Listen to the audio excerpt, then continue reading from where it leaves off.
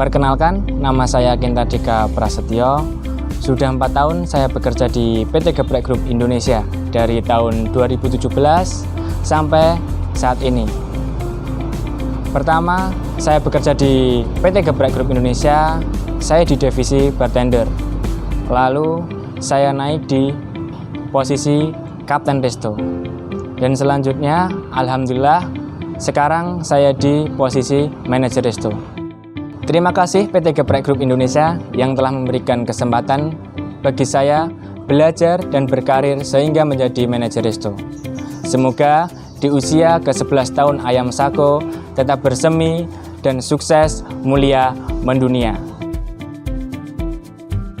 Sejak tahun 2012, bulannya Juni, Mas. Yang mengesankan sebetulnya ada suka dukanya ya. Jadi saya kan termasuk lumayan lama di Geprek Group, Mas.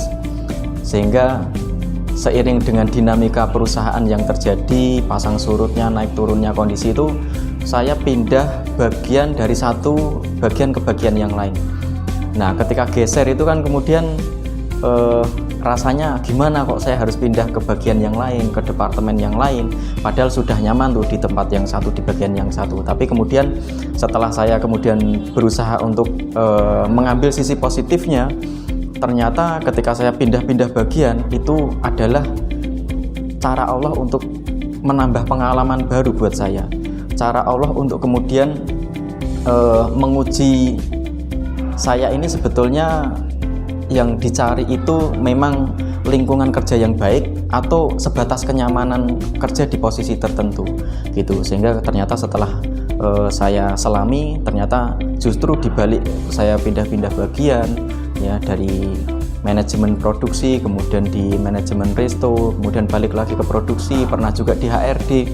Nah, itu rupanya itu sangat memberikan tambahan wawasan, ilmu, pengalaman yang luar biasa. Jadi dibalik ketidaknyamanan di awal ketika pindah bagian itu kemudian ternyata ada ilmu-ilmu baru, sehingga itu buat saya sangat mengesankan dan meningkatkan pengalaman dan kompetensi saya gitu.